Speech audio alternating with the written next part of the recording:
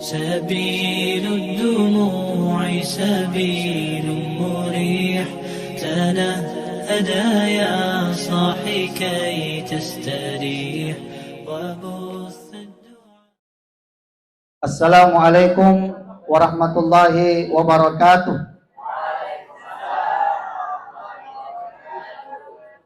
Alhamdulillah alladzi 'allama bil qalam 'allamal insana ma lam ya'lam.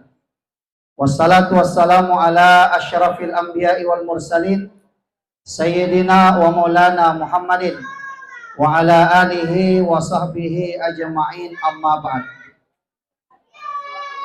Yang kami hormati, yang saya takzimi para dewan guru yang hadir pada kesempatan ini.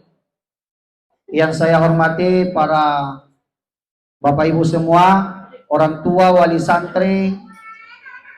Yang saya hormati Sahibul Bait bersama dengan keluarga besar. Yang saya banggakan serta saya cintai anak-anakku semua, santriwan Pondok Pesantren Darul Quran wa Dakwah Argapura, yang insya Allah semuanya dirahmati oleh Allah Subhanahu wa Ta'ala.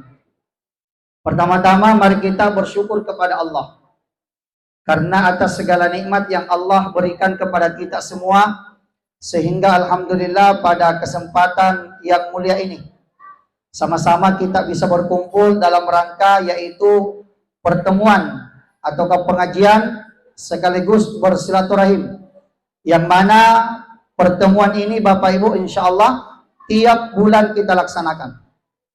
Karena kebetulan bulan ini diminta oleh Sahibul Bait Ibu Hajjah Nursinah, bunda dari Ananda Rizki, dan pengajiannya diadakan bulan ini di tempat ini.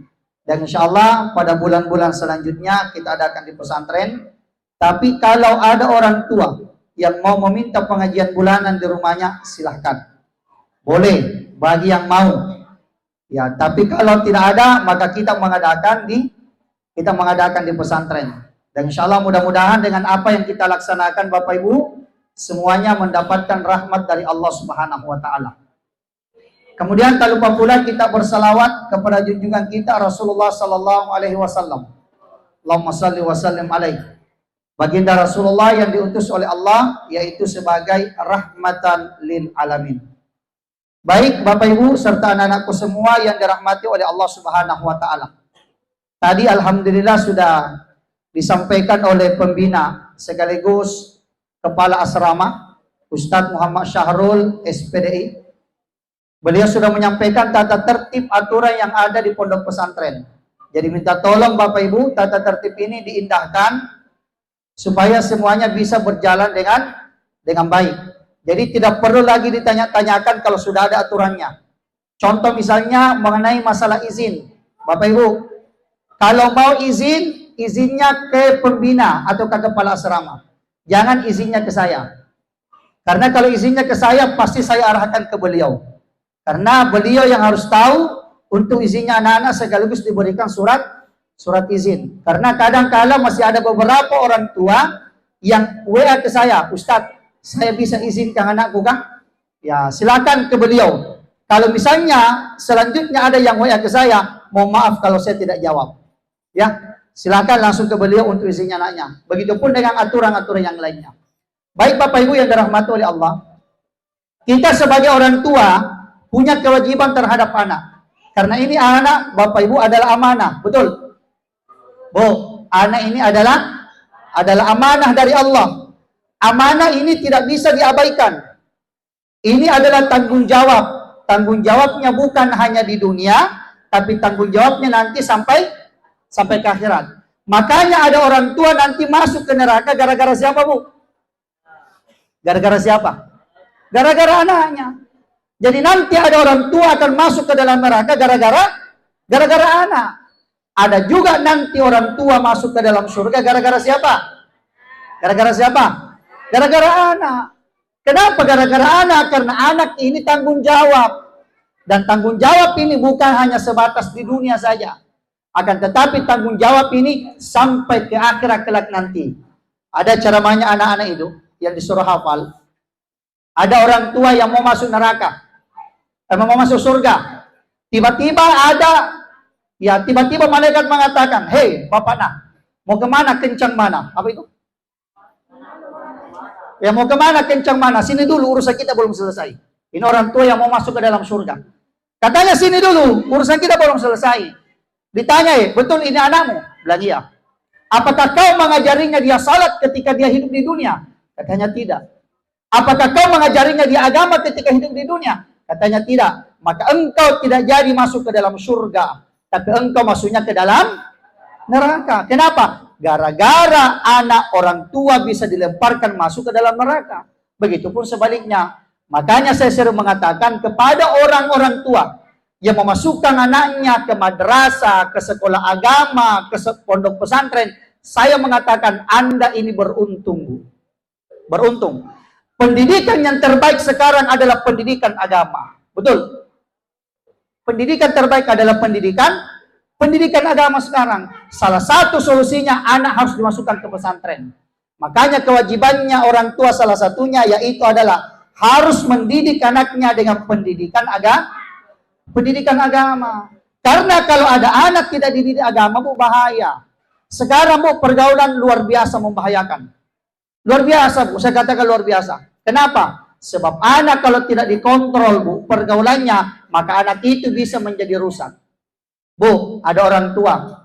Anaknya banyak sampai 11. Ada saya punya teman 11 bersaudara. Luar biasa orang tuanya. Dari 11 bersaudara ini, ada 10 hafal Quran. 10 hafal Quran. Luar biasa atau tidak, Bu? Luar biasa atau tidak? Luar biasa. Ada juga orang tua dua anaknya. Satu perampok, satu pemabuk. Orang tua beruntung atau tidak?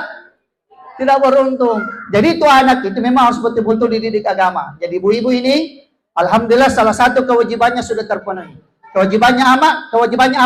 Kewajibannya memasukkan anaknya di lembaga pendidikan Islam atau ke lembaga pondok pesantren untuk mendalami anaknya belajar agama. Bu, ini anaknya Bapak Ibu di pesantren. Bukan hanya sekedar mengaji, Bu, bukan. Banyak pelajarannya mereka ini, Bu. Banyak pelajarannya. Mulai dari sholat 5 waktunya teratur, Bu. Yang kedua, anak-anak kalau bangun tidur, Bu, sudah baca Quran. Yang hafal Quran pergi menghafal. Yang belum hafal Quran, fasahah. Seperti kelas 7 ini fasahah. Ya, awal fasahah dulu ini 6 bulan. Kemudian setelah itu, anaknya Bapak Ibu masuk lagi madrasah pagi. Madrasah pagi itu ada pelajaran agama, ada pelajaran umumnya. Semua pelajaran umum dipelajari. Sampai kapan? Sampai zuhur. Kemudian anaknya Bapak Ibu salat zuhur. Sudah salat zuhur, kemudian makan siang. Sudah makan siang, kemudian istirahat. Dikasih waktu istirahat sampai asar. Kemudian persiapan salat asar. Sudah salat asar lagi Bapak Ibu. Anaknya Bapak Ibu ini belajar lagi. Yang jadwal menghafal. Yang jadwal tasrif. Yang jadwal fasahah. Mereka punya jadwal masing-masing. Sampai kapan? Sampai jam 5. Setelah itu olahraga sedikit. Kemudian persiapan salat maghrib. Salat maghrib, sudah salat maghrib, menghafal lagi, Bu, belajar lagi. Sudah lagi belajar, sudah lagi menghafal sampai isya. Salat isya, sudah salat isya makan malam. Sudah makan malam baru mereka masuk madrasah malam. Ada yang belajar fikih, ada yang belajar hadis, ada yang belajar dakwah, ada yang belajar taklimul muta'allim, ada yang belajar khulasa nurul yakin, sejarah-sejarah Islam. Banyak, Bu, anak yang pelajari ini. Sampai jam berapa? Sampai setengah 10. Nanti setengah 10 baru mereka persiapan pergi istirahat. Ya, jam 10 harus tidur. Begitu seterusnya tiap hari, Bu. Anaknya, Bu, dikontrol luar biasa, Bu. Ya, luar biasa, Bu, dikontrol anaknya. Mulai bangun tidur sampai tidur kembali. Ya, makanya kalau misalnya ada hal-hal di dalam pondok pesantren, Bu, yang kita temukan seperti tadi yang disampaikan oleh kepala asrama, tabayyun dulu. Karena merawat dan menjaga anak sebanyak ini, Bu, tidak gampang. Bu, saya mau tanya, ada di sini merasa pusing kalau anaknya banyak tingkah laku, anaknya umpas saja. Pusing, Ibu? Ibu, pusing. Berapa anak tak? 3. Pusing. Mengurus tingkah lakunya, pusing. Bagaimana menikah dengan 75 anaknya? 75 anaknya ini tiap hari, ya kan? Dengan karakter yang berbeda-beda. Ada Tom yang mendengar, ada juga yang tidak mendengar, ada setengah-setengah mendengar juga. Ya, ada yang taat, ada sami'na wa ata'na, ada sami'na wa asaina juga. Ya, mendengar dan dilaksanakan alhamdulillah. Ada juga hanya sadar sesaat. Dinasihati, iya Ustaz. Iya. Sadar sesaat. Satu dua jam ke depan kambuh lagi penyakitnya. Macam-macam bu karakternya nih anak, macam-macam. Makanya kalau misalnya ada permasalahan-permasalahan di dalam pesantren, minta tolong bu, tabayun dulu. Tabayun dulu. Ya, tabayun kepada siapa? Ke pembina asramanya, kepada kepala asramanya, kepada gurunya. Tabayun dulu. Kemudian kalau misalnya ibu sudah tabayun seperti itu, ibu sudah tahu apa sebenarnya permasalahannya. Contoh misalnya bu, kalau misalnya ada anak dihukum, kemudian hukumannya itu diketahui oleh orang tuanya tidak terima.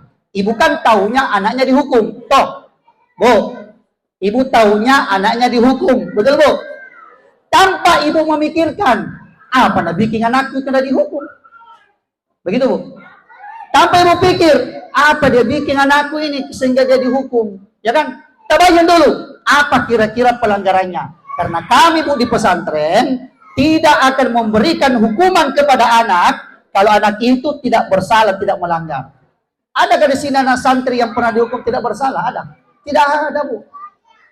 Ya, pasti selamanya yang melanggar aturan itu diberikan hukuman. Ada efek jerah namanya. Supaya apa? Supaya mereka ada perubahan, berubah menjadi lebih baik. Jadi seperti itu bu. Ya, jadi ibu ini bersyukur memasukkan anaknya ke pondok pesantren. Supaya apa? Supaya anaknya ini insya Allah bisa menjadi anak yang saleh dan insya Allah berbakti kepada kedua orang tuanya. Jamaah. Oh jamaah. Alhamdulillah. Itu kewajiban pertama bu. Kewajiban kedua, masih mau? Masih mau bu? Lapar sama Ustaz. Kewajiban kedua bu, orang tua kepada anaknya memberikan nama yang terbaik untuk anaknya. Alhamdulillah nama-namanya anak semua baik semua. Ya, kenapa? Sebab itu nama doa, ya kan? Nama itu adalah doa. Jangan memberikan nama anak kepada nama-nama yang tidak baik. Apalagi kalau jelek artinya. Contoh misalnya memberikan nama Lacundekeng. Masuk ke pesantren Lacundekeng. Jadi bahan ejekan bagi teman-temannya. Lacundekeng. Karena memang namanya itu Lacundekeng. Tapi Lacundekeng ini besar harapannya untuk menjadi ustadz. Sehingga dia sungguh-sungguh dalam pesantren. Berhasil Lacundekeng. Jadi ustadz dia. Ustaz Lacundekeng. Dipersilahkanlah ceramah. Alhamdulillah yang membawakan ceramah pada kesempatan ini adalah Ustaz Lacundekeng. Jeleknya namanya bu. Jadi bagus kalau anak dikasih nama yang bagus yang bagus-bagus. Ini bagus-bagus semua namanya ini. Seperti Muhammad Hafiz, ya kan? Mudah-mudahan menjadi penghafal Quran.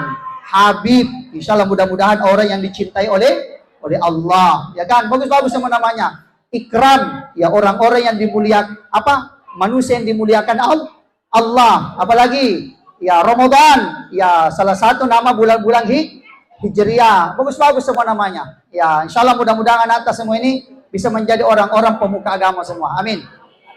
Bu, mau punya keturunan ulama? Mau punya keturunan ulama, bu? Mau punya keturunan ustadz? Mau punya keturunan ahli agama? Mau punya keturunan hafiz Quran? Ibu jangan berhenti doakan anaknya. Jadi ibu masukkan anak di pesantren ini bukan hanya sekedar dimasukkan bayar bulanan tiap bulan. Bukan seperti itu. Doakan setiap hari, setiap selesai sholat. Ya Allah, jadikanlah anakku menjadi anak yang soleh dan solehah. Sehatkan dia ya Allah. Berikan dia kesabaran dan ketabahan di dalam belajar ilmu agama. Berikan dia kekuatan ya Allah. Sukseskan anakku ini ya Allah. Karena doanya orang tua itu diijabah oleh Allah. Apalagi doanya baik-baik untuk anaknya. Jadi ibu ini tugasnya yaitu adalah mendoakan anak. Jangan berhenti mendoakan anaknya. Jangan bosan-bosan mendoakan anaknya. Supaya apa? Supaya anaknya bisa menjadi anak-anak yang sukses. Bukan hanya sukses di dunia, tapi sukses sampai ke akhirat. Baik Bapak Ibu yang dirahmati oleh Allah Subhanahu wa taala, saya tidak terlalu berpanjang lebar karena setelah ini kita masih ada beberapa kegiatan-kegiatan yang kita laksanakan, termasuk setelah ini Bapak Ibu kita akan mengadakan pemilihan ketua komite. Karena ketua komite kita yang lalu menyatakan ingin diganti, maka insya Allah pada hari ini juga mumpung kita kumpul semua sama-sama, maka kita mengadakan pemilihan ketua komite.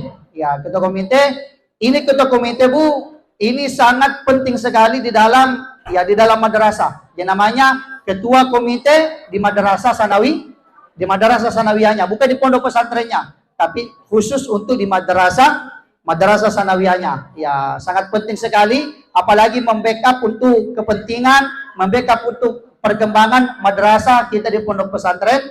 Ya, salah satu yang membackup itu adalah dari pengurus komite. Baik Bapak Ibu, saya tidak terlalu berpanjang lebar. Insya Allah mudah-mudahan ada manfaatnya bagi kita semua dan dapat dijadikan pedoman di kala sesat serta waktu gelap dan payung untuk berteduh di kala hujan. Saya akhiri dengan ucapan wabillahi taufik wal Quran wa da'wah. Wassalamualaikum warahmatullahi wabarakatuh.